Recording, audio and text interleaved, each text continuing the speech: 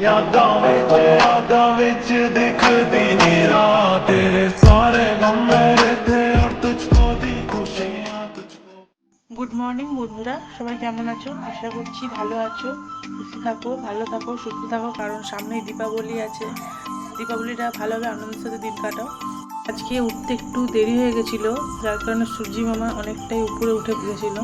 কী করব, রাত জেগে পড়লে একটু দেরি হয়ে যায় সকালে উঠতে, তাই অনেকটাই দেরি হয়ে গেছিলো উঠতে। তো সকালে ঘুম থেকে উঠে নিজের কাজ করে পড়তে বসে গিয়েছিলাম।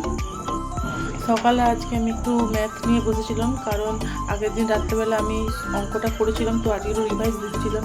সমানুপাত আর অনুপাতের অঙ্ক ক্লাস নিয়েছিল স্যার যেহেতু, তো সেটা একটু রিভাইজ করছিলাম। সকালে উঠে কতগুলো অঙ্ক বই থেকে করছিলাম, আর স্যার যেগুলো দিয়েছিল কোশ্চেন, সেই কোশ্চেনগুলোর সাথে করছিলাম। এখন পরীক্ষা যেহেতু সামনে চলে আসছে, তাই পড়াশোনা ছাড়া আর কিছুই এখন নেই কাজ বলতে, তাই সকাল সকাল পড়তে বসে গেছিলাম। আর তাছাড়া আরও একটা কারণে কিন্তু পড়তে বসে গিয়েছিলাম, কারণ আমাকে একটু পরেই বেরোতে হবে একটা জায়গা, তাই বলে নিজের পড়াটাকে সেরে যাই। তাই নিজের পড়াটাকে সেরে আমি একটা জায়গায় যাবো বলে বেরিয়ে পড়েছিলাম। কিন্তু আমি একা যাইনি, আমার সাথে গেছিলো আমার দিদা, আর দিদার জন্যে আমাকে যেতে হয়েছিল, কারণ সে হাঁটতে পারে না, তো তাই তাকে একা যেতে পারছিল না, তাই আমাকে যেতে বললো বলে তাই আমাকে যেতে হলো। কিন্তু বেশি দূরে না, জায়গাটা সামনাসামনি আছে, কাছাকাছি, বেশিক্ষণ সময় লাগবে না, তাই জন্য ভাবলাম যে যাই, বেশি সময় নষ্ট এখন হবে না, তো যাওয়া যাক, এই ভেবেই গিয়েছিলাম।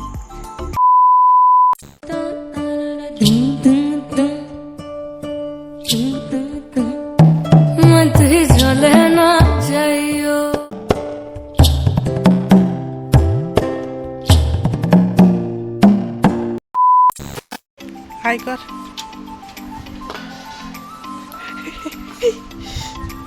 হাই কর, এরকম এরকম। হ্যাঁ, দুষ্টামি হচ্ছে, নাচ একটু, নাচ একটু দেখি।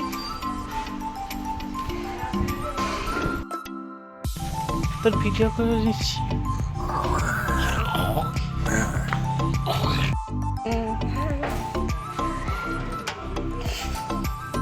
এরপর আমি চলে এসেছিলাম মামার মেয়েকে দেখতে। আসলে আমি এসেছিলাম, আমার মামার একটা মেয়ে হয়েছে, ছোট্ট মেয়ে, তাকে দিদা দেখতে এসেছিলো, তাই দিদা আমাকে নিয়ে এসেছে।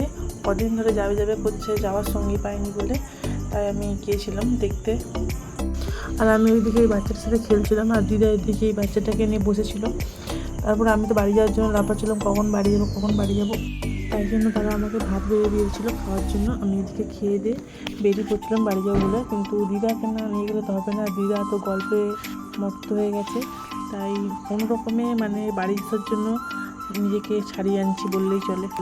এরপর আমরা বাড়ি চলে আসছিলাম, আসতে অনেকটাই সন্ধ্যা হয়ে গেছিলো, কিন্তু কী করব, অনেকদিন পর দেখা হলে যা হয়।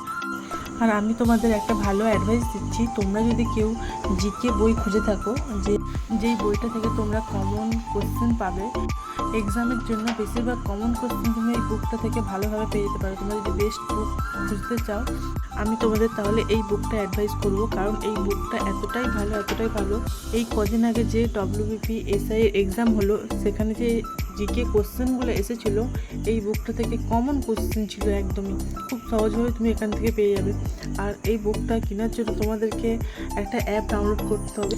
তোমরা যদি ইন্টারেস্ট থাকো তো আমাকে কমেন্টে নিশ্চয়ই জানিও, আমি তাহলে পরে ভিডিওতে জানিয়ে দেবো কীভাবে কী ডাউনলোড করবে আর কীভাবে কী বইটা কিনবে, ঠিক আছে? এরপর তো আমি বাড়িতে এসে পড়তে বসে গেছিলাম, কারণ আমি পড়তে বসতে পারছিলাম না বলে আমি ছটফট করছিলাম কখন বাড়ি যাবো কখন। আর তোমরা যে এই কোশ্চেনটা দেখতে পাচ্ছ, এই কোশ্চেনটার অ্যান্সার তোমরা আমাকে কমেন্টে জানিও কী হবে, ঠিক আছে? আগের ভিডিওতে তোমাদেরকে আমি বলেছিলাম যে আমার রিজনিং করতে খুবই ভালো লাগে, আর সামনে যেহেতু এক্সাম চলে আসছে, তো আমি বাড়িতে এসে রাত জেগে মানে নেই করে 5টা রিজনিংয়ের সেট করেছি।